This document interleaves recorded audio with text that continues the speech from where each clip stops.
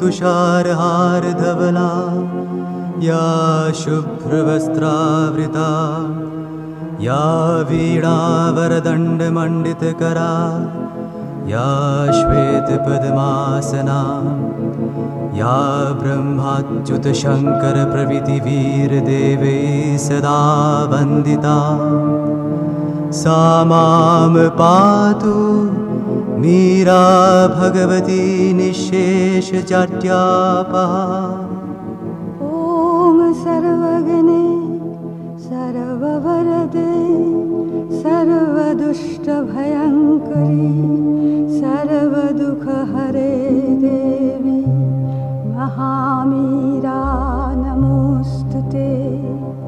सिद्धिबुद्धिप्रदे देवी भुक्तिमुक्तिप्रदायिनी मन्त्रमूर्ते सदा देवी महामीरा नमोऽस्तुते। आद्यन्तरहिते देवी आद्यशक्ते महेश्वरी योगदे योगसम्भुते महामीरा नमोऽस्तुते महामीरा नमोऽस्तुते।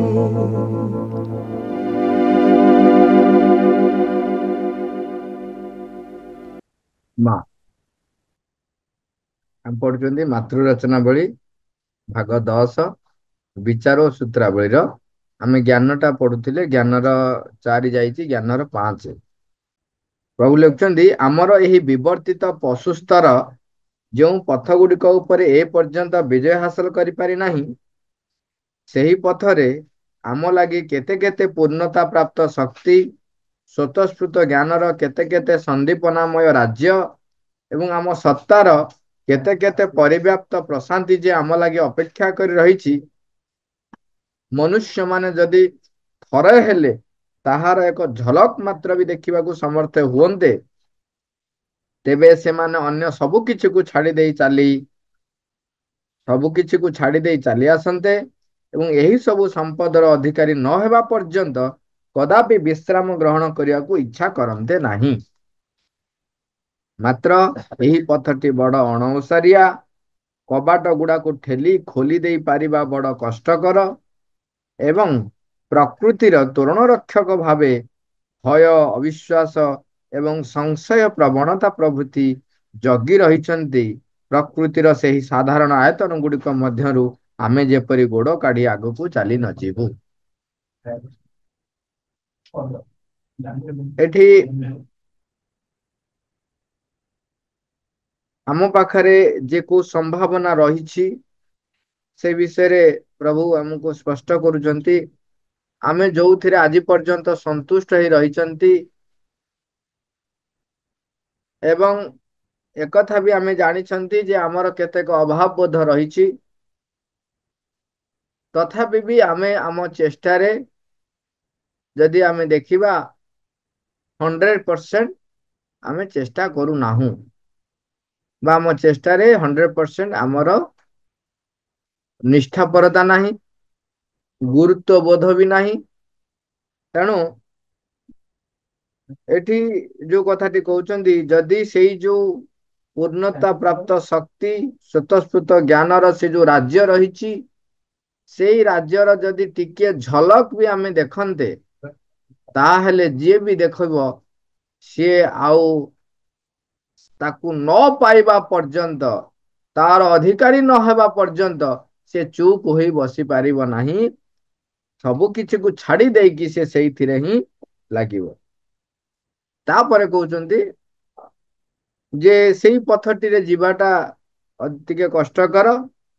काहेकि कष्टकर ना जेते बेले आपण देखिबे गोटे राज्य रु अन्य राज्य को जीवा को चाहुचंती सेई राज्यर जे कर्ता सी केबे चाहिबो कि तार क्षमता कमी जीवा पई, से केबे चाहिबो ना। ता पाखुरु जेमती कथारे कहंती जदि खजणा जे दउची कर जे दउची सी जदि छाड़ी चली गला तबे तार खजणा कमी जीवो, कर कमी जीवो। तेणु सी केबे ताकू जीवाकू दबनी, सेठी किए जगी रहिचंती से कथा कहउचंती। तेणु कौन कहउचंती ना सी ଆମେ ଆମେ ଯେପରି ଗୋଡ କାଢି ଆଗକୁ ଚାଲି ନ ଯିବୁ, ସେଥିପାଇଁ ସେ ଜଗ ପ୍ରହରୀ କରିକି ରଖିଛି, ତୋରଣ ରକ୍ଷକ ଭାବେ ରଖିଛି ଭୟକୁ, ଅବିଶ୍ୱାସକୁ ଏବଂ ସଂଶୟ ପ୍ରବଣତା ମାନେ ସନ୍ଦେହ କରିବାଟା ଯେମିତି ଗୋଟେ ଗୁଣ, ତାର ସୁପରଲେଟିଭ ଡିଗ୍ରୀ ହଉଛି ସଂଶୟ ପ୍ରବଣତା। ମାନେ ସବୁଥିରେ ସଂଶୟ ଆଣିକି ସେ ଛାଡିଦବ, ଏବଂ ଅବିଶ୍ୱାସ କରିବା, ଭୟ କରିବା। ମା ତାକୁ ସ୍ପଷ୍ଟ ଭାବେ କଣ କଣ ଆମ ପାଖରେ ଉପସ୍ଥାପନ କରୁଛନ୍ତି, ତାକୁ ଆମେ ଦେଖିବୁ। ମା ପ୍ରଥମେ ବର୍ଣ୍ଣନା କରୁଛନ୍ତି ଯେ ଏଠି ଶ୍ରୀ ଅରବିନ୍ଦ ଯୋଉ କହିଲେ, ଅଳ୍ପ କ୍ଷଣ ସ୍ଥାୟୀ ହୋଇଥିଲେ ମଧ୍ୟ ଯଦି ତୁମେ ଏକ ସମଗ୍ର ଦୃଷ୍ଟି ଲାଭ କରିଥିବ, ତେବେ ତାହାକୁ ଉପଲବ୍ଧି କରିବା ପାଇଁ ଆବଶ୍ୟକ ପ୍ରୟାସଟିକୁ କରିବାର ପ୍ରଲୋଭନକୁ ତୁମେ କଦାପି ଏଡାଇ ଦେଇପାରିବ ନାହିଁ। ମା କହୁଛନ୍ତି ସେଇ ଯୋଉ ସମଗ୍ର ଦୃଷ୍ଟି, ସେ ଯୋଉ କହିଲେ ନା, ପୂର୍ଣ୍ଣତା ପ୍ରାପ୍ତ ଶକ୍ତି ସ୍ୱତଃସ୍ଫୂର୍ତ୍ତ ଜ୍ଞାନର କେତେ କେତେ ସନ୍ଦୀପନାମୟ ରାଜ୍ୟ ଏବଂ ଆମ ସତ୍ତାର କେତେ କେତେ ପରିବ୍ୟାପ୍ତ ପ୍ରଶାନ୍ତି, ପ୍ରଶାନ୍ତି ପୁରା ବ୍ୟାପ୍ତ ହେଇକି ରହିଛି। ସେ ଯୋଉ ଏକ୍ସାମ୍ପଲ ଟା ମନେ ପକେଇବା, ଯେତେବେଳେ ଜଣେ ଶିଷ୍ୟ କହୁଛନ୍ତି ତାଙ୍କର ଗୁରୁଙ୍କୁ ଯେ ଗୁରୁଦେବ, ଆପଣ ସବୁବେଳେ ଯୋଉ ସମାଧିସ୍ଥ ହେଇଯାଉଛନ୍ତି, ପ୍ରକୃତରେ ସେଥିରେ ଆପଣ କଣ ପାଉଛନ୍ତି? ମତେ ଟିକେ ଟିକେ ହିଣ୍ଟ ଟିକେ ଦେଖାନ୍ତୁ ନା, ମାନେ ଟ୍ରେଲର ଟିକେ ଦେଖାନ୍ତୁ। ଯେତେ କୁହନ୍ତି ଗୁରୁଦେବ ତାଙ୍କୁ କିଛି କୁହନ୍ତିନି, କାହିଁକି ନା ସେ ଯୋଉ ଟ୍ରେଲର ଯୋଉଟା କୁହନ୍ତି, ଟ୍ରେଲର ଦେଖିବା ପାଇଁ ବି ତୁମର ସାମର୍ଥ୍ୟ ଥିବା ଦରକାର। ଯାହା ପାଖରେ ଟୋଟାଲ ମୋବାଇଲ ହିଁ ନାହିଁ, ସେ ଯଦି ସ୍ମାର୍ଟ ଫୋନ ର କିଛି ଗୋଟେ ଜିନିଷ ଦେଖିବାକୁ ଚାହିଁବ, କେମିତି ଦେଖିବ? ମୋବାଇଲ ହିଁ ନାହିଁ, କିପ୍ୟାଡ ମୋବାଇଲ ବି ନାହିଁ, କିଛି ବି ନାହିଁ, କୋଉଠି ସେ ଦେଖିବ? ଆଣ୍ଡ୍ରଏଡ ଫୋନ ଥିଲେ ତ ହଁ ପଛେ ଝିକଝିକ ହଉ ଟିକେ ଦେଖନ୍ତା, ଯଦି ପୁରୁଣା ଫୋନ କିଛି ହିଁ ନାହିଁ। ତେଣୁ ଗୁରୁଦେବ ତାଙ୍କୁ କିଛି ଉତ୍ତର ଦେଇନାହାନ୍ତି। କିନ୍ତୁ ସିଏ ଅନେକ ଥର ଯେତେବେଳେ କହୁଛନ୍ତି, ଗୁରୁଦେବ ସେଠୁ ଗୋଟାଏ ଦିନ କହୁଛନ୍ତି ଠିକ ଅଛି, ତୁମେ ଆଜି ଏଇଭଳି କଣ ଗୋଟେ କିଛି ଗୋଟେ କହିଲେ ଯେ ତୁମେ ପୂର୍ବ ଦିନ ଭଲରେ ଅଧିକ ସମୟ ଯେମିତି ବିଶ୍ରାମ ନବ, ସକାଳୁ ଶୁଦ୍ଧ ଶାରୀରିକ ଶୁଦ୍ଧ, ମନରେ ଶୁଦ୍ଧ ହେଇକି ଆସି ବସିଛନ୍ତି। ତାପରେ କହୁଛନ୍ତି ଧ୍ୟାନସ୍ଥ ଅବସ୍ଥାରେ ବସିଲା ପରେ ତାକୁ ଟିକେ ଖାଲି ଛୁଇଁ ଦେଇଛନ୍ତି। କିଛି କ୍ଷଣ ପାଇଁ ସେଇ ଯୋଉ ବିଶାଳ ପରିବ୍ୟାପ୍ତ ପ୍ରଶାନ୍ତର ଯୋଉ ସ୍ଥିତି ତାଙ୍କ ଭିତରେ ସଚରି ଯାଇଛି, ଯେତେବେଳେ ସିଏ କିଛି କ୍ଷଣ ପାଇଁ, ତାପରେ ପୁଣି ସାଙ୍ଗେ ସାଙ୍ଗେ ଗୁରୁଦେବ ତାକୁ ଉଠେଇ ଦଉଛନ୍ତି। ସେ କହୁଛି ଗୁରୁଦେବ, କଣ ସେ ରାଜ୍ୟ, କଣ ସେ ସ୍ଥିତି? ଗୁରୁଦେବ, ମୁଁ ଏଇଟା ଆଉ ମତେ ଆପଣ କାହିଁ ସେଠୁ ନେଇ ଆସିଲେ? ମୁଁ ସେଇଠି ରହିବି, ଆଉ ଆସିବିନି।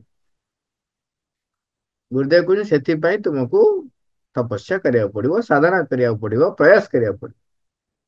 ତେଣୁ ଏଠି ଶ୍ରୀଅରବିନ୍ଦଙ୍କର କଥାରେ ଯେତେବେଳେ ମା ବର୍ଣ୍ଣନା କରୁଛନ୍ତି, ମା କହୁଛନ୍ତି ସେଇ ସମଗ୍ର ଦୃଷ୍ଟି ଅଳ୍ପ କ୍ଷଣ ସ୍ଥାୟୀ ରହିଲେ ମଧ୍ୟ ତୁମେ ତାକୁ ପ୍ରୟାସ କରିବା ପାଇଁ ଆଉ ଏଡେଇ ପାରିବ ନାହିଁ ପ୍ରଲୋଭନ, ମାନେ ପ୍ରୟାସ କରିକି ହିଁ ରହିବ। ଆପଣ ଯେମିତି ବର୍ତ୍ତମାନ ଆମେ ଅର୍ଥ ପଛରେ ବ୍ୟକ୍ତି ମାନେ, ସାଧାରଣ ବ୍ୟକ୍ତି ଧାଉଁଛନ୍ତି, କ୍ଷମତା ପଛରେ ଧାଉଁଛନ୍ତି, ନାଇଁ କି, କାମ ପ୍ରବୃତ୍ତି ପଛରେ ଧାଉଁଛନ୍ତି। ସେମାନଙ୍କୁ ଯଦି କୌଣସି ଏକ ଜାଗାରେ ପାଇଗଲେ, କଣ ନା ଖାଲି ହୀରାର ଖଣି ଅଛି, ତେବେ ସିଏ କୋଉ ବାଟରେ ଯାଇକି ତାକୁ ଆଣିବେ ବି ଜଣା, ମାନେ ବ୍ୟସ୍ତ ହେଇଯିବେ। ସେତେବେଳେ ଯାହା ବାଧା ବିପତ୍ତି ପଡିବ ତାକୁ ଡେଇଁକି ସେ ଯିବା ପାଇଁ ପ୍ରସ୍ତୁତ। ତାର ଆପଣ ଦେଖିବେ ଏମିତି ଏକ ଅବସ୍ଥା ଆସେ, ଅନେକ ଗୁଡେ ପୁରୁଣା କାହାଣୀ ଯଦି ଦେଖିଥିବେ, ସେଥିରେ ସବୁ ଦେଖୁଥିବେ, ବେଳେ ବେଳେ ଲୋକମାନେ ଧାଇଁ ଯାଉଛନ୍ତି ଆଣିବା ପାଇଁ, ଆହୁରି ନେବି କହି ଅଖାରେ ଭର୍ତ୍ତି କରିକି ଚାଲିଛନ୍ତି। ତାକୁ ବୋହି ବୋହି ଆଣିଲା ବେଳକୁ ସେଇ ଭାରରେ ପଡି ଯାଉଛନ୍ତି, ତାରି ଭିତରେ ଚାପି ହେଇକି ତାଙ୍କର ଶରୀର ତ୍ୟାଗ ହଉଛି। ଲୋଭରୁ ମୃତ୍ୟୁ ବୋଲି ତାକୁ କହ। ଏଇଠି ମା ଆଉ ଗୋଟେ କଥା ବର୍ଣ୍ଣନା କରୁଛନ୍ତି। ମା କହୁଛନ୍ତି ଏଇ ଯୋଉ ଝଲକ ମାତ୍ର ଦେଖିବା କଥା କୁହାଯାଉଛି, ଫ୍ରେଞ୍ଚ ରେ ଅନୁବାଦ କରାଯାଇଛି ଏଣ୍ଟ୍ରେଭୋଏଣ୍ଟ। ଏଣ୍ଟ୍ରୋଭୋଏଣ୍ଟ ର ଯଦି ଅର୍ଥ ଦେଖାଯାଏ, ତାର ଅର୍ଥ ହଉଛି ଯେ ସମଗ୍ର ଭାବରେ ବସ୍ତୁକୁ ଦେଖିବା। ତାମାନେ ସେ ଯୋଉ ବିଶାଳ ସ୍ଥିତି, ସେ ଯୋଉ ପ୍ରଶାନ୍ତମୟ ସ୍ଥିତିକୁ ସମଗ୍ର ଭାବରେ ଯଦି ଦେଖିବ, ତେବେ ତୁମେ ସେ ସ୍ଥାନ ଛାଡିକି ମାନେ ସେଇଟାକୁ ପ୍ରାପ୍ତ ନହବା ପର୍ଯ୍ୟନ୍ତ କେବେ ନୀରବ ରହିପାରିବନି। ଏଠି ତାପରେ କହୁଛନ୍ତି ସତ କଥା କହିବାକୁ ଗଲେ ଯେ ଏପରି ଅତି କ୍ୱଚିତ ଘଟିଥାଏ ଯେ ଯେଉଁମାନେ ପ୍ରସ୍ତୁତ ଥାଆନ୍ତି, ନିଃସନ୍ଦେହ ଭାବରେ ଯେଉଁମାନେ ଉପଲବ୍ଧି ଲାଗି ଅଭିପ୍ରେତ ହୋଇ ରହିଥାନ୍ତି, କେବଳ କେତୋଟି ମୁହୂର୍ତ୍ତ ଲାଗି ହେଲେ ମଧ୍ୟ ସେମାନଙ୍କ ଜୀବନର ଏକ ନିର୍ଦ୍ଦିଷ୍ଟ ମୁହୂର୍ତ୍ତରେ ସେମାନେ ସେଇ ଉପଲବ୍ଧିର ସ୍ୱରୂପ ବିଷୟରେ ଏକ ଅନୁଭବ ଆଦୌ ଲାଭ କରିନଥାନ୍ତି। ଆରମ୍ଭରୁ ଯୋଉ କହିଲେ ସେଇ ଶବ୍ଦଟି ଯଦି ମନେ ରଖିବେ ତାହେଲେ ପଛ ଗୁଡିକ ବୁଝି ହବ। କଣ କହିଲେ? ଏପରି ଅତି କ୍ୱଚିତ ଘଟିଥାଏ ଯେ ଯିଏ ଚେଷ୍ଟା କରିଛି, ଯିଏ ପ୍ରୟାସ କରିଛି, ସିଏ ଏଇ ଅନୁଭବ ଆଦୌ ଲାଭ କରିନଥାନ୍ତି। ନିଶ୍ଚୟ ଯିଏ ପ୍ରୟାସ କରୁଛି, ସେଠି ମା କହୁଛି ନିଃସନ୍ଦେହ ଭାବରେ କେତୋଟି ମୁହୂର୍ତ୍ତ ଲାଗି ମଧ୍ୟ ହଉ ତା ପାଖରେ ଏଇ ଅନୁଭୂତିଟି ଆଣିକି ଦିଆଯାଇଥାଏ ବା ସେ ଅନୁଭୂତିଟି ଲାଭ କରିଥାଏ। ନିଶ୍ୱାସରେ ଗ୍ରହଣ କରୁଥିବା ପବନ ସହିତ ଆମେ ଗ୍ରହଣ କରୁଥିବା ପରି ମନେ ହେଉଥିବା ଏହି ବସ୍ତୁ ବିରୁଦ୍ଧରେ ଦୃଢ ଓ ଶକ୍ତିଶାଳୀ ଭାବରେ ସଂଗ୍ରାମ କରିବା ହିଁ ନିଶ୍ଚିତ ଭାବରେ ଯେଉଁମାନଙ୍କର ନିୟତି ହୋଇ ରହିଥାଏ, ଏଠାରେ ସେହି ଭୟ ଓ କଣ ଯେ ହୁଏତ ଘଟିବ ତା ପ୍ରତି ରହିଥିବା ଏକ ଆତଙ୍କ ଭାବ ବିଷୟରେ କୁହାହଉଛି।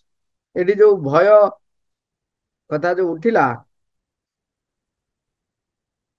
କହିଲେନି ପଥଟି ବଡ ଅଣଓସାରିଆ, ସେଠି ଆମକୁ ଭୟ ଯେମିତି ଜଗି ରହିଥାଏ, ସେଇଟାକୁ ବର୍ଣ୍ଣନା କରୁଛନ୍ତି। କଣ? ପ୍ରତ୍ୟେକ ବ୍ୟକ୍ତି ଗୋଟେ ଭୟରେ ବଞ୍ଚନ୍ତି। କଣ ନା ଯେମିତି ହେଲେ ଆମକୁ ମୃତ୍ୟୁର ସମ୍ମୁଖୀନ ହବାକୁ ପଡିବ, ପୁଣି ଜନ୍ମ ନେବାକୁ ହବ, ଅଳ୍ପ ବା ଅଧିକ ସନ୍ତୋଷଜନକ ଭାବରେ ଏଠାରେ ଜୀବନ ଧାରଣ କର ଏବଂ ପୁନର୍ବାର ମୃତ୍ୟୁ ମୁଖରେ ପତିତ ହୁଅ, ଏହିପରି ଅନନ୍ତ ଭାବରେ ଲାଗିଥାଏ। ତୁମେ ଯଥେଷ୍ଟ ହେଲା ବୋଲି ଅନୁଭବ କରିବା ପର୍ଯ୍ୟନ୍ତ ତାହା ଲାଗି ରହିଥାଏ। ଏଇଠି ଆମ ଭିତରେ ଆଉ ଗୋଟେ ଭୟ ବି ଆମ ଭିତରେ ଆସେ, ଯେତେବେଳେ ଆମେ ଯୋଉ ଜିନିଷ ଜାଣିନଥାଉ ସେ ବିଷୟରେ ଆମର ଏକ ଭୟ ଥାଏ। ତେଣୁ ମାଙ୍କୁ ପୁଣି ଯେତେବେଳେ ପ୍ରଶ୍ନ କରାଯାଇଛି, ଏଠି ଯୋଉ ଭୟ ଆସେ ତାକୁ ଆଉ ଟିକେ ବର୍ଣ୍ଣନା କରୁଛନ୍ତି। କାହା ସକାଶେ ଭୟ? ଏଇଠି ଯୋଉ ବିମୋଚିତ ହେବାର ଭୟ କଣ? ଏଇ ଗୁଳାଟୁ ଭିତରୁ ବାହାରି ଆସିବାର ଭୟ କଣ? ଆଉ କାଳେ ବନ୍ଦୀ ହୋଇ ରହି ନ ପାରିବ ତାହାରି ଭୟ କଣ? ଏଗୁଡିକ ସବୁ ମା କହୁଛନ୍ତି, ଯେତେବେଳେ ତୁମେ ଯାହା ହେବାର ହେବ ପଛକେ ଏଇ କ୍ଷେତ୍ରରେ ଆଦୌ ଖୁବ ବେଶୀ ହରାଇବାକୁ ପଡିବ ନାହିଁ। ଏଇଟା ବନ୍ଧନ ଭିତରେ ଅଛି। ମାନେ ଆମେ ଯେତେବେଳେ ଏଇ କଥାଟି ଭାବିବା, ଯାହା ହେବାର ହେଉ ପଛକେ ଏଇ କ୍ଷେତ୍ରରେ ଆଦୌ ଖୁବ ବେଶୀ ହରାଇବାକୁ ପଡିବ ନାହିଁ ବୋଲି କୁହ ଓ ଏହି ଭୟଟିକୁ ଉତ୍ତୀର୍ଣ୍ଣ ହୋଇଯିବା ସକାଶେ ତୁମ ଭିତରେ ଯେତେବେଳେ ଯଥେଷ୍ଟ ସାହସ ଆସେ, ସେତେବେଳେ ତୁମେ ସତର୍କ ହୁଅ, ଏହା ପ୍ରକୃତିରେ ଯୁକ୍ତିଯୁକ୍ତ କି? ସତ୍ୟ କି? ଏସବୁ ପ୍ରକୃତିରେ ଏକ ମାୟା ନୁହେଁ କି? କେବଳ ତୁମର ଗୁଡାଏ କଳ୍ପନା ନୁହେଁ କି? ଏହା ମଧ୍ୟରେ ପ୍ରକୃତିର ସାର ବୋଲି କିଛି ରହିଛି କି? ଏଇଭଳିଆ ଅନେକ ପ୍ରଶ୍ନ ଆମ ଭିତରେ ଆସେ। ଯୋଉ ଭବିଷ୍ୟତ କଥା ହଉ ବା ଯୋଉ ସମଗ୍ର ଦୃଷ୍ଟି କଥା ହଉ, ଯେତେବେଳେ ଏ ପ୍ରଶ୍ନଟି ଏଇ ଭିତରେ ଆମ ଭିତରେ ପ୍ରଶ୍ନଟି ଆସେ, ଆମେ ବେଳେ ବେଳେ ସେଇଟାକୁ ନିଜ ଭିତରେ ଯୋଉ ପ୍ରଶ୍ନ ଆସେ ସେ ପ୍ରଶ୍ନକୁ କେମିତି ସମ୍ମୁଖୀନ ହଉଛନ୍ତି ତା ଉପରେ ନିର୍ଭର କରେ ଆମର ଗତି କୁଆଡେ ହବ। ମା କହୁଛି ସ୍ମରଣ ରଖିବା ଉଚିତ ଯେ ଏହି ଅବିଶ୍ୱାସ ତୁମକୁ ଅତ୍ୟନ୍ତ ନିର୍ବୋଧ ବୋଲି ମନେ ହୁଏ, ତଥାପି ଅତ୍ୟନ୍ତ ବୁଦ୍ଧି ସମ୍ପନ୍ନ ଭାବରେ ତୁମେ ତାହାର ସମ୍ମୁଖୀନ ହେବାକୁ ଯାଅ। ଏପରିକି ଯେଉଁମାନଙ୍କର ଏଇ ବିଷୟରେ ମୀମାଂସକ ଅନୁଭୂତି ମାନ ହୋଇସାରିଥାଏ, ତୁମେ ଏହାକୁ ସତେଅବା ତୁମର ଖାଉଥିବା ଖାଦ୍ୟ ସହିତ, ନିଶ୍ୱାସରେ ନେଉଥିବା ପବନ ସହିତ, ଅନ୍ୟମାନଙ୍କ ସହିତ ରହିଥିବା ତୁମର ସମ୍ପର୍କ ଗୁଡିକ ସହିତ ହିଁ ଆପଣା ଭିତରକୁ ଗ୍ରହଣ କରି ନେଇଥାଅ। ସେଇଥିଲାଗି ତୁମେ ପ୍ରକୃତିର ଗ୍ରାସକାରୀ ଭୁଜ ବିଷୟରେ କହିପାର। ସେ ଯୋଉ ପ୍ରକୃତିର ପ୍ରହରୀ, ସେ ବିଷୟରେ ତମେ କହିପାର, ଯୋଉଟା ଆମକୁ ଜଗିକି ରହିଛି, ଯୋଉ ପ୍ରକୃତିର ପ୍ରହରୀ। ମା କହୁଛନ୍ତି ତୁମେ ସେ କଥା କହିପାର। ସବୁ ଜାଗାରେ सकल वस्तुरे ताहा ऑक्टोपस परी गुप्त भावरे भीतर को प्रवेश करी तुमको धरी पकाउची बांधी पकाउची बोली कहिता सी साधारणतः से कौन करे हमको सबु उपाय बांधि आपण देखिए हमको भविष्यतर डर देखाए काली की कौन हब तू कौन जान डर देखाए जेने तेने प्रकार से भय देखाए जान तू जब एमती करू सेमती हम अरे ये देखिल देख आपण देखिए जो माने साधारणतः टिके दुष्ट प्रवृत्तिर से माने सब बेले देखिए आम आखि आगे जीतु था सब बेले से दबदबा रही थाए से माने राजनीति करूथांती तेणु आम भीतर सब बेले भय थाए कौन जदि मु उठिबी मु जदि टिके जाग्रत हेबी किछि कहबी मते किए कौन कहबे मते सी एमती दाबी दब एमती हईराण कर आप देखिथिबे जो माने टिके निम्न प्रवृत्ति रे सब बसवास करती कौन सी कारण आपण स्वार्थ रे बाधा हला बेले जदि किछि घटना घटेले बा किछि कथा कहले तेबे से आपण को एमिति हईराण करिवे ଆପଣ ବ୍ୟସ୍ତ ହେଇଯିବେ ପୁରା ଶେଷକୁ କହିବେ ନା ଦରକାର ନାହିଁ ମୋର ସିଏ ପୁରା ବେଲଜ୍ଜା ଭଳିଆ ନିଜେ ଲଜ୍ଜାହୀନ ହେଇକିରି ତମକୁ କଣ କରିବ ହଇରାଣ କରିବ ଆଉ ଯେହେତୁ ଯୋଉ ବ୍ୟକ୍ତି ମାନଙ୍କୁ ପଛରେ ସେମାନେ ଲାଗି ଯାଆନ୍ତି ସେମାନଙ୍କର ଟିକେ ସଦ୍ଭାବନା ଥାଏ ଏବଂ ଟିକେ ଟିକେ ମାନେ ତଥାକଥିତ ବାହ୍ୟ ବ୍ୟକ୍ତିତ୍ୱ ବି ହଉ ଯେହେତୁ ତାଙ୍କର ତଥାକଥିତ ବାହ୍ୟ ବ୍ୟକ୍ତିତ୍ୱ ବି କିଛି ଥାଏ ତେଣୁ ସେମାନେ କଣ କରନ୍ତି ଯେ ତା ଭିତରେ ପସନ୍ଦିରେ ଚୁପ୍ ହେଇଯାଆନ୍ତି ଏଇଟାର ଫାଇଦା ସେମାନେ ନିଅନ୍ତି ଏଇଟାର ଫାଇଦା ସେମାନେ ନିଅନ୍ତି ଏବଂ କଣ କରନ୍ତି ନା ଆମକୁ କବଳିତ କରନ୍ତି ତେଣୁ ଅକ୍ଟୋପସ ପରି ସେ ଗୁପ୍ତ ଭିତରେ ଆମ ଭିତରେ ପ୍ରବେଶ କରି ଆମକୁ ବାନ୍ଧି ପକାଏ ସେଇଥିପାଇଁ ମା କହୁଛନ୍ତି ପ୍ରଥମ ହେଲା ଭୟ ଦ୍ୱିତୀୟ ହେଲା ଏଇ ଯୋଉ ଅକ୍ଟୋପସ ପରି ସେ ଆମକୁ ତାର ଯନ୍ତ୍ର କରି ପକାଏ ଏଇ ଦୁଇଟି ଯାକ ବାଧାକୁ ତୁମେ ଯଦି ପାର ହୋଇଯାଅ ଯେତେବେଳେ ତୁମେ ଏହି ଦୁଇଟି ଯାକ ବାଧାକୁ ପାର ହୋଇଯାଅ ଯେତେବେଳେ ତୁମର ଅନୁଭୂତି ଏପରି ଶକ୍ତିଶାଳୀ ହୋଇଥାଏ ଯେ ଆଉ ସନ୍ଦେହ କରିବାର ଆଦୌ କିଛି ନଥାଏ ସନ୍ଦେହ କରିବା ଅସମ୍ଭବ ହୋଇପଡେ ଉଦାହରଣ ସ୍ୱରୂପ ଆପଣାର ନିଜ ଜୀବନ ବିଷୟରେ ସନ୍ଦେହ ବ୍ୟକ୍ତ କରିବା ସେତେବେଳେ କେବଳ ସେହି ଭୟାନକ କ୍ଷୁଦ୍ର ଶୁଷ୍କ ଓ କ୍ଷୟକାରୀ ତୃତୀୟ ବସ୍ତୁଟି ଅବଶେଷ ରହିଥାଏ ତାହା ହେଉଛି ସଂଶୟ ପ୍ରବଣତା ସେ ଆମ ଭିତରେ ସନ୍ଦେହ ସୃଷ୍ଟି କରାଇବ ସଂଶୟ ପ୍ରବଣତା ମାନେ ଆମକୁ ସବୁ ବିଷୟରେ ସନ୍ଦେହ ସୃଷ୍ଟି କରାଇବ ମନୁଷ୍ୟ ଭିତରେ ସେତେବେଳେ କେବଳ ସେଇ ଭୟାନକ କ୍ଷୁଦ୍ର ଶୁଷ୍କ ଓ କ୍ଷୟକାରୀ ତୃତୀୟ ବସ୍ତୁଟି ଅବଶେଷ ରହିଥାଏ ତାହା ହେଉଛି ସଂଶୟ ପ୍ରବଣତା ମନୁଷ୍ୟ ଭିତରେ ରହିଥିବା ଗର୍ବ ତାହାର ମୂଳଦୁଆ ପରି କାର୍ଯ୍ୟ କରେ ଏବେ ଦେଖିବା এই ସଂଶୟବାଦକୁ କିଏ ସେ ଆମ ଭିତରେ ଆଣିଦିଏ ଏ ସଂଶୟ ପ୍ରବଣତା କିଏ ଯେ ଆମ ଭିତରେ ଭରି ଦିଏ ନା ତାର ମୂଳଦୁଆ ହଉଛି କିଏ ସେ ନା ଅହଂର ସରି ମନୁଷ୍ୟ ଭିତରେ ରହିଥିବା ଗର୍ବ ତାହାର ମୂଳଦୁଆ ରୂପେ କାର୍ଯ୍ୟ କରେ ତେଣୁ ଗର୍ବଟି ଆପଣଙ୍କ ଭିତରେ ସଂଶୟ ପ୍ରବଣତା ସୃଷ୍ଟି କରେ ଗର୍ବଟି ଆପଣଙ୍କ ଭିତରେ ଅବିଶ୍ୱାସ ସୃଷ୍ଟି କରେ ଗର୍ବଟି ଆପଣଙ୍କ ଭିତରେ ଭୟ ମଧ୍ୟ ସୃଷ୍ଟି କରିଥାଏ ଏ ଗର୍ବ କଣ କରେ ମା ଲେଖୁଛନ୍ତି ତୁମେ ଯେ ସବୁ କିଛିର ଊର୍ଦ୍ଧ୍ୱରେ ରହିଛ ତୁମେ ସେହିପରି ଭାବିବାକୁ ଇଚ୍ଛା କରୁଥାଅ ନାଇଁ ନାଇଁ ନାଇଁ ନାଇଁ ମୁଁ କଦାପି ଏସବୁ ଜାଲରେ ପଡିଯିବି ନାହିଁ ଏଇ ଯୋଉ ଗର୍ବ ସେ ତ ସାଙ୍ଗେ ସାଙ୍ଗେ ଟାକିକି ବସିଥବ ମାଡି ବସିବ ଆଉ ମୁଁ ଜଣେ ବୁଦ୍ଧି ସମ୍ପନ୍ନ ବ୍ୟକ୍ତି ମୁଁ ବ୍ୟବହାରିକ ଦୃଷ୍ଟିକୋଣରୁ ଯାବତୀୟ କଥାର ବିଚାର କରିଥାଏ ମୋତେ ଏଡେ ସହଜରେ କଦାପି ଠକି ହେବ ନାହିଁ ମା କହୁଛନ୍ତି ଏହା ପ୍ରକୃତରେ ଭୟାନକ ବଡ ଦୈନ୍ୟଯୁକ୍ତ ମାତ୍ର ବିପଜ୍ଜନକ ଏଇଟା ଏପରିକି ଯେଉଁ ସବୁ ମୁହୂର୍ତ୍ତରେ ଉତ୍ସାହର ତରଙ୍ଗ ତାର ଉଚ୍ଚତମ ସୀମାକୁ ସ୍ପର୍ଶ କରିଥାଏ ଏପରିକି ଯେତେବେଳେ ଆମେ ବିଶେଷ ଭାବରେ ଏକ ଅଦ୍ଭୁତ ଅନୁଭୂତି ଦ୍ୱାରା ପୂର୍ଣ୍ଣ ହୋଇ ରହିଥାଉ ସେତେବେଳେ ତାହା ଆମର କେଉଁ ନିମ୍ନତର ଗଭୀର ତଳରୁ ମସ୍ତକ ଉତ୍ତୋଳନ କରି ଆସି ପହଞ୍ଚିଯାଏ ଏହା ପ୍ରକୃତରେ ଭାରି କୁଶ୍ଚିତ ଭାରି କର୍ଦ୍ଦମାକ୍ତ ଓ ବିରକ୍ତିକାରକ ତଥାପି ତାହା ମସ୍ତକ ଉତ୍ତୋଳନ କରେ ଏବଂ ସବୁ କିଛିକୁ ନଷ୍ଟ କରେ ଯେତେବେଳେ ଆମ ଭିତରେ ଉତ୍ସାହର ତରଙ୍ଗ ଊର୍ଦ୍ଧ୍ୱକୁ ଉଠି ଚାଲିଥିବ ସେଇ ମୁହୂର୍ତ୍ତରେ ସେ ଆସିବ। ସେଇଥିପାଇଁ ଆମେ ଅବଚେତନର ରୂପାନ୍ତର ବିଷୟରେ ଅଧିକ ପ୍ରୟାସ କରିବା ଦରକାର। ଯଦି ଅବଚେତନ ଭିତରେ ରୂପାନ୍ତର ନ ହଉଛି ତେବେ ବାହ୍ୟ ରୂପାନ୍ତର ଏତେ ଶୀଘ୍ର ହେଇପାରିବ ନାହିଁ। ଆଉ ସେଇ ଅବଚେତନ ଭିତରେ କାର୍ଯ୍ୟ କରିବା ପାଇଁ କେବଳ ଅତିମାନସ ଶକ୍ତି ହିଁ କାର୍ଯ୍ୟ କରିପାରିବ। ଅତିମାନସ ଶକ୍ତି ମାଙ୍କ, ଯେହେତୁ ମା ଆଉ ଅତିମାନ ଶକ୍ତି ହଉଛନ୍ତି ଅଭେଦ, ତେଣୁ ମାଙ୍କୁ ଯଦି ଆମେ ଆହ୍ୱାନ କରିବା ତେବେ ମା ମୋ ଭିତରେ ରହି ଅବଚେତନ ଭିତରେ କାର୍ଯ୍ୟ କରିବେ। ତାହାକୁ ଜୟ କରିବାକୁ ହେଲେ ଆମକୁ ଜଣେ ଶକ୍ତିଶାଳୀ ଯୋଦ୍ଧା ହେବାକୁ ପଡିବ। ପ୍ରକୃତିର ଯାବତୀୟ ଅସ୍ପଷ୍ଟତା ବିରୁଦ୍ଧରେ ସଂଗ୍ରାମ କରିବାକୁ ହେବ। ତାହାର ଯାବତୀୟ କୌଶଳ ଏବଂ ଯାବତୀୟ ପ୍ରଲୋଭନ ସହିତ ସଂଗ୍ରାମ କରିବାକୁ ପଡିବ। ତାପରେ କହୁଛନ୍ତି ଯେ ପ୍ରକୃତି ଏତେ କଥା କରେ କାହିଁକି? ମା ବର୍ଣ୍ଣନା କରୁଛନ୍ତି କଣ ହଉଛି ନା ପ୍ରକୃତି ଜାଣିଛି ଯେ ପରିଣାମ ଏହା ହବ, କିନ୍ତୁ ସେ ତା ଧାରାରେ ତାର ଧୀରେ ସୁସ୍ଥେ କରେ। ପ୍ରକୃତି ସେଇ କଥାଟି ଖୁବ ଭଲ ଭାବରେ ଜାଣିଥାଏ ଏବଂ ସେ ଇଚ୍ଛା କରୁଥାଏ ଯେ ସେ ଇଚ୍ଛା କରୁଥାଏ ଏଇଟା ଘଟୁ, କିନ୍ତୁ ଆପଣା ବାଟରେ ସେ ଇଚ୍ଛା କରୁଥାଏ। ତା ବାଟରେ ଗଲେ କେତେ ସମୟ ଯାଉଛି ତାର ସେତିକି ଯାଏ, କେତେ ସମୟ ନଷ୍ଟ ହଉଛି ହଉ, ସେଇଟା ତା ପାଇଁ କିଛି ଗୁରୁତ୍ୱପୂର୍ଣ୍ଣ ନୁହେଁ। କାହିଁକି ନା ତା ପାଇଁ ତ ଆକ୍ଚୁଆଲି ସମୟ ଅନେକ ପଡିଛି ନା, ଇନଫାନାଇଟ ସମୟ ପଡିଛି। ତେଣୁ ଶାଶ୍ୱତ କାଳ ଭିତରେ ତ ହବ, ବ୍ୟସ୍ତ କାହିଁ ହଉଛି? ସିଏ ଯେପରି ମନ କରେ ଠିକ ସେଇପରି ଭାବରେ ଆପଣା ପଥଟିକୁ ଅନୁସରଣ କରିବ ବୋଲି ଇଚ୍ଛା କରୁଥାଏ।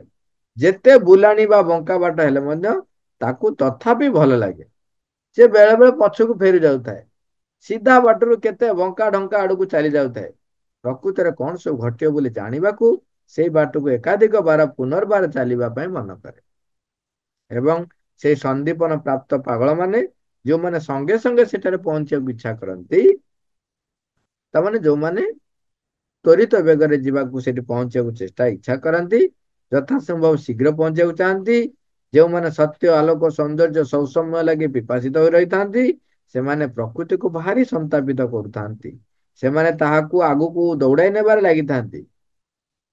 ପ୍ରକୃତି ବୃଥା ତା ସମୟ ନଷ୍ଟ କରୁଛି ବୋଲି ତାକୁ କହିବାରେ ଲାଗିଥାନ୍ତି।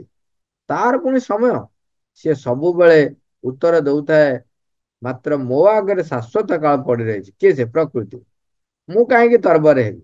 ତୁମେ କାହିଁକି ଏଡେ ତରବର ହେଉଛ କହିଲ? ଏବଂ ପୁଣି ହସିକରି କହେ, ତୁମେ ଶିଷ୍ୟମାନଙ୍କ ପରି ଭାରି ତରତର ହେଉଛ। ଆପଣାକୁ ପ୍ରଶସ୍ତ କର, ଅନନ୍ତ ହୁଅ, ଶାଶ୍ୱତ ହୁଅ, ତେବେ ଆଉ ମୋଟେ ତରତର ହବ ନାହିଁ।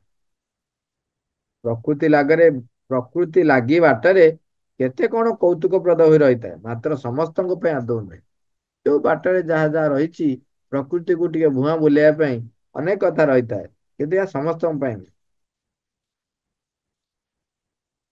ଏକ ବୃହତ୍ ଉଚ୍ଚତାରୁ ଓ ଦୂରତାରୁ ଅବଲୋକନ କରୁଥିବା ସମୟରେ ଏହି କଥା ଘଟିଥାଏ।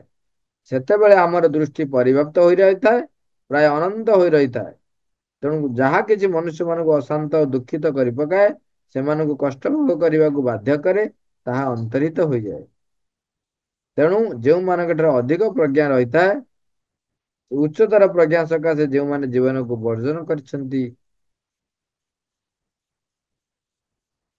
ଉଚ୍ଚତର ପ୍ରଜ୍ଞା ସକାଶେ ଯେଉଁମାନେ ଜୀବନକୁ ବର୍ଜନ କରି ଆସିଥାନ୍ତି, ସେମାନେ ମୁରୁକି ହସି ତୁମମାନଙ୍କୁ କହନ୍ତି, କାହିଁକି ଏତେ କଷ୍ଟ ପାଉଛ?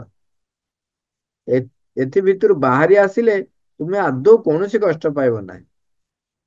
ତୁମେ ହୁଏତ ଆଶା କରିବ ଯେ ଏହି ଦୁଃଖଦ ପ୍ରହସନର ଖୁବ୍ ଶୀଘ୍ର ଅବସାନ ନିଶ୍ଚୟ ଘଟିବ। କାହିଁକି?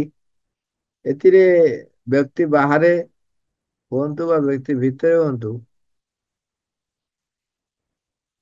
ଆମର ବ୍ୟକ୍ତିଗତ ଦୃଷ୍ଟିରେ ଦେଖିବା, କଣ ହୁଏ ନା ଯେତେବେଳେ ଆମର ନିଜ ଉପରେ ନିଜର ନିୟନ୍ତ୍ରଣ ନଥାଏ, ତାପରେ ଯେ ନିୟନ୍ତ୍ରଣ ରଖିବା, ତାକୁ ଯେ ଭଗବାନଙ୍କ ପାଇଁ ପ୍ରିପେୟାର କରିବା, ଏଇ ଯୋଉ ପ୍ରୟାସଟି ଆମ ଭିତରେ ଟିକେ କମିଯାଏ। ଏଠି ଲେଖୁଛନ୍ତି, ଏଥିରେ ଅନେକ ଔଚିତ୍ୟ ରହିଛି ଯେ ପଡିଆରେ ଚରୁଥିବା ଗୋଟେ ପଶୁ ପରି ଗୋଟେ ଅରା ଘାସରୁ ଆଉ ଗୋଟେ ଅରାକୁ ଯିବାର ଲାଗିଥିବ, କେଉଁଠି ଗୋଟାଏ କୋଣରେ ଯାଇ ପାକୁଳି କରୁଥିବ, ଏଇଭଳି ସମ୍ପୂର୍ଣ୍ଣ ଦିଗ୍ବଳୟ ଗୁଡାକ ମଧ୍ୟରେ ବାସ କରୁଥିବା ଏବଂ ଜୀବନର ଯାବତୀୟ ମହିମା ଓ ଗୌରବ ହୋଇ ରହିଥିବା ଗୋଟେ ପଶୁର ଜୀବନ ବଞ୍ଚି ତୁମେ ପ୍ରକୃତରେ ଭାରି କ୍ଳାନ୍ତ ଅନୁଭବ କରିବ। ତାହେଲେ ଆମର ତିନୋଟି ଶତ୍ରୁ କଣ କଣ ହେଲେ? ଯୋଉମାନେ ଆମକୁ ଅତିମାନସିକ ଜଗତ ଆଡକୁ ଯିବାକୁ ଛାଡନ୍ତି ନାହିଁ। କଣ କଣ ନା ଭୟ, ଅବିଶ୍ୱାସ ଓ ସଂଶୟ ପ୍ରବଣତା। ବୁଝନ୍ତି? ତଥାପି ଏପରି ଗୋଟେ ସମୟ ଆସିବ, ତୁମ ଭିତରେ ତୁମେ ଏପରି ଅନ୍ୟ ପ୍ରକାରର ହୋଇଯିବ ଯେ ତୁମକୁ ଏହି ସବୁ ବସ୍ତୁ ଆଉ ସ୍ପର୍ଶ କରିପାରିବ ନାହିଁ। ଏଗୁଡ଼ିକୁ ତୁମେ ଦେଖୁଥିବ ସତ, ମାତ୍ର ମୁରୁକି ହସି ଦୂରେଇ ଦେଉଥିବ।